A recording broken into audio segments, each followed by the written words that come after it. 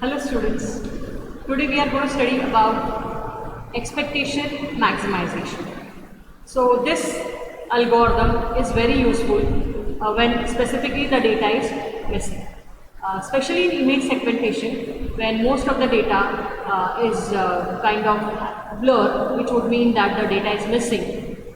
In such cases, EM will help in predicting the values of those hidden parameters. So it's basically very useful in image segmentations and various other fields also, like specifically in medical image diagnosis. It has also solved major of the problems like chicken egg problem. Researchers have applied this EM expectation algorithm to solve the chicken egg problem.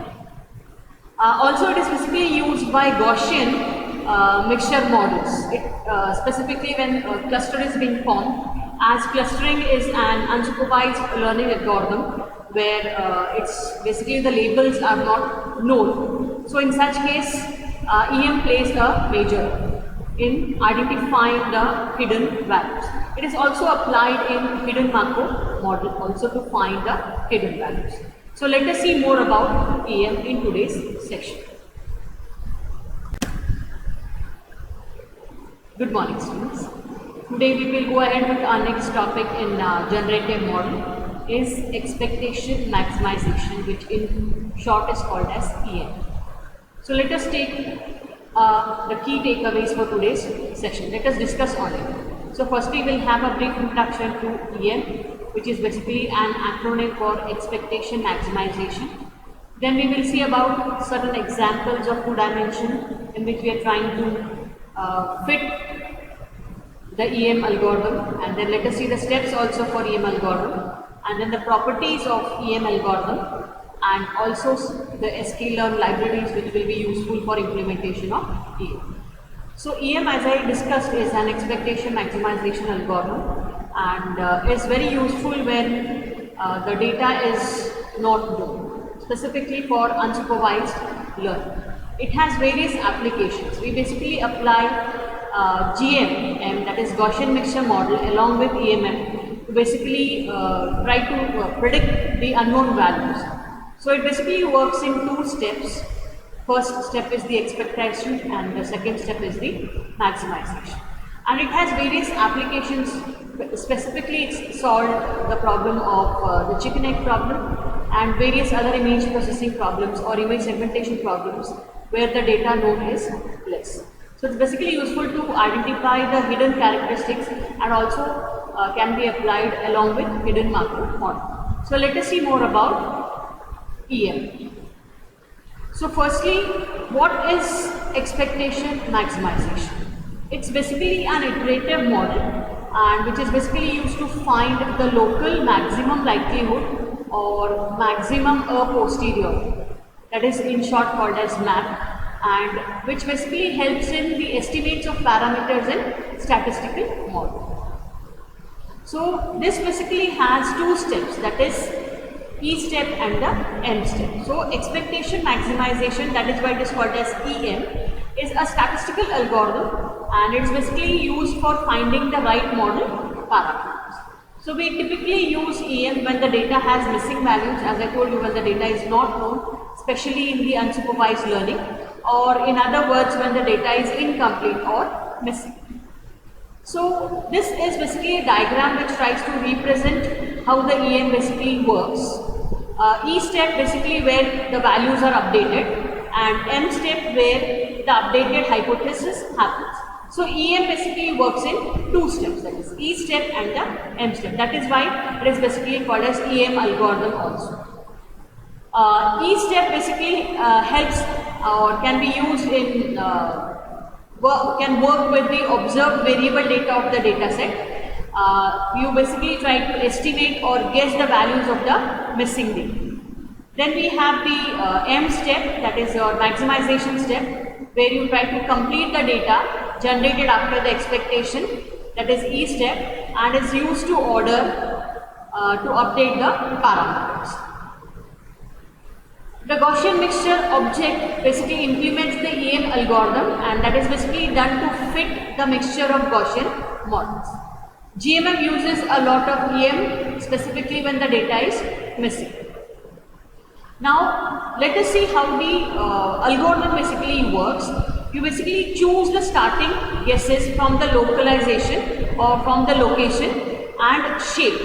Then you repeat until converge, until you find a specific convergence, right? First you perform the each step. For each point you find the weights encoding the probability of membership in each specific cluster, and then you perform the M step, that is for each cluster you update its location, normalization and shape based on all the data points, making use of the weights. The result of this is that each cluster is basically associated not with the hard-edged sphere but with a smooth Gaussian model. So that is where it can be applied for Gaussian model, and it will try to form a local convergence suit. So here we basically trying to explain EM expectation maximization example, and it's basically a two-dimensional example.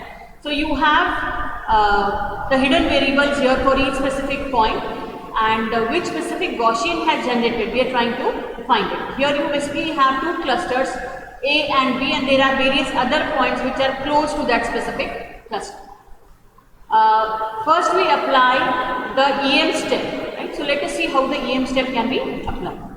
So here you have each step for each point, and you try to estimate the probability that each Gaussian generated, which specific Gaussian has generated. Like for example, around the cluster A, you have probability of A being generated as 0.6 and the probability of B generated is 0.4, and the other one which is very close to B. So the probability of B generating will be more, so that will be 0.8, and the probability of A generating will be less because it is slightly farther from A, so that is going to be 0.2.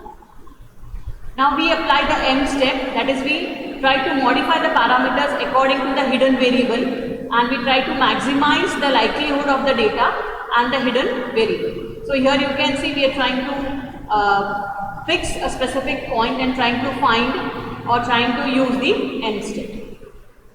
This is basically the flowchart of EM algorithm. You start with some initial values, then you apply the E step, that is expectation step, where you trying to find the missing values and you try to update the values. And then is the maximization step, where you try to update the hypothesis, and then you check with the local optima whether it has converged or no. There could be two options for that. It could be no or it could be yes. If it is no, it has to go back in the loop, and again the same process will continue. And if you obtain your local convergence, you have to stop. That is why it is moving towards the stop. Now let us see the properties of EM. So EM has various properties, specifically focusing on the maximum likelihood, which increases after each EM cycle. And since the maximum or the marginal likelihood is upper bound by its true global maximum, and it increases at every step, so even EM has to eventually converge. So these are some of the properties of EM. Now let us see the usage of EM algorithm. It can be used basically to fill the missing data in a sample. Anytime any algorithm has some missing data, specifically in unsupervised learning, EM can be applied. It can be used as the basis of unsupervised learning of clusters. Specifically, clusters formation is very important, and cluster is basically an unsupervised learning algorithm. So that time when most of the data is missing, EM could be applied.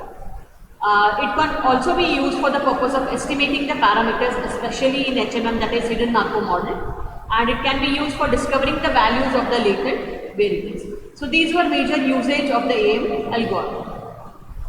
Now we'll see the major applications of EM. So this is basically frequently used for parameter estimation of mixed models, notably in quantitative genetics. So where most of the data is missing in genetics, so that time you can apply EM.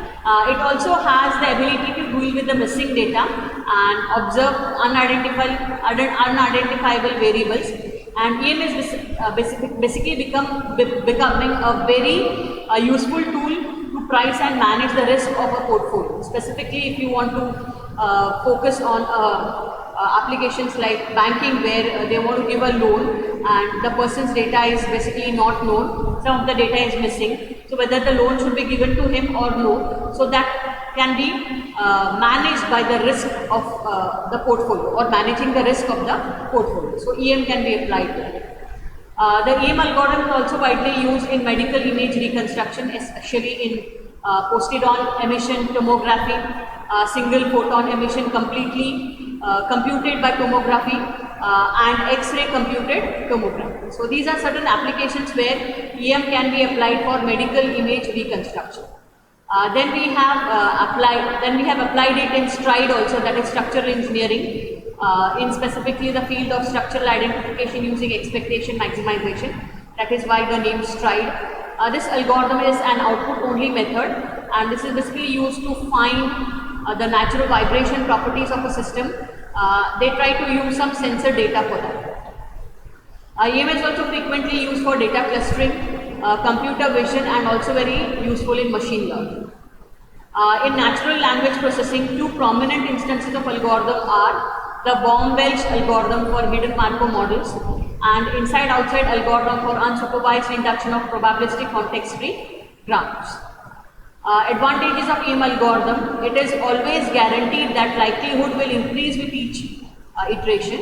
So it has major advantages, specifically that the likelihood will increase with each iteration. The E step and the N step are often very easy for many of the problems in terms of the implementation. So implementation of the EM becomes very easy, that is why it is adopted more, and the solution to the M step often exists in the closed form. So these are certain advantages of EM algorithm, and let us see certain disadvantages also. As advantages exist, disadvantages also will exist. So it is basically going to have a very slow convergence, so the algorithm has to run a couple of times to achieve that convergence, and it makes convergence to the local optima only, and it requires both the probabilities, forward and backward algorithms, and numerical optimization requires only forward probability. So these are certain disadvantages. As I told you, if advantages exist, disadvantages also do exist. And the sklearn Gaussian mixture library exists, and the Gaussian mixture object basically implements the EM algorithm, and this is basically done for fitting the mixture of Gaussian models. So there is a method called as fit, which is used with Gaussian mixture.fit. This method is provided basically to learn a Gaussian mixture model from the trained data.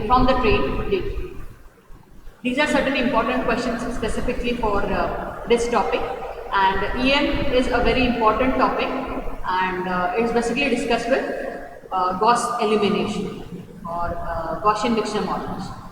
And now, if you have any specific queries to any specific topic, please do not hesitate to connect me at the specified email ID. We are done for today. Thank you.